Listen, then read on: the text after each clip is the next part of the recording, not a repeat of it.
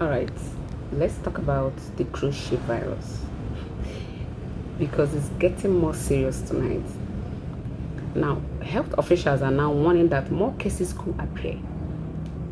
And what's making people nervous is the type of virus that is involved, because this isn't just any hantavirus. This is the Andes strain, the only known version that can spread between human under close contact. Now, passengers from that ship are being flown across different countries under monitoring. Why? World Health Organization is trying to stop panic before things spiral online. Don't go anywhere. I'm Pix and you're welcome back to my channel, Pix Normal News. Now, according to World Health Organization, antivirus is usually spread from animals, not from person to person. But in rare cases like this cruise ship outbreak, limited human transmission is being investigated. World Health Organization says the global risk is still low, but the concern now is that passengers have already traveled back to different countries. So health teams are now tracking people internationally and monitoring them for several weeks because symptoms can appear late. Now, the 42-hour monitoring window. One of the most important development right now is the monitoring protocol. Health teams are focusing on the first 24 to 42 hours after exposure and travel contact. Why? Because hantavirus does not show symptoms immediately. So during this window, passengers may feel completely normal.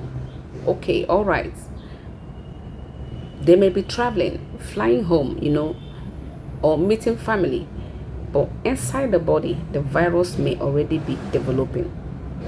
So this is why officials are treating every passenger like a moving risk point for at least the first 42 hours after travel.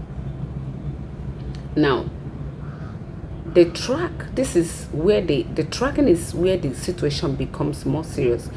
Countries are now tracing passengers across borders, checking flight lists, being so careful, contacting families, and monitoring hospital reports. So instead of one controlled environment, it is now multiple countries trying to track scattered passengers in real time. So this is what health experts call a decentralized outbreak response.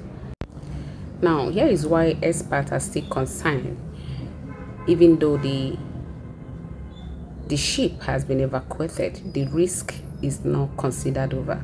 The main concern here is symptoms can appear late. Infected people may already be in new locations, then early cases can be mistaken for flu or fatigue.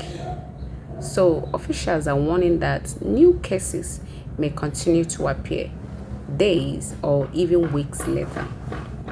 So that is why the situation is still being monitored very closely. Yeah. Now, the bigger fear people are talking about,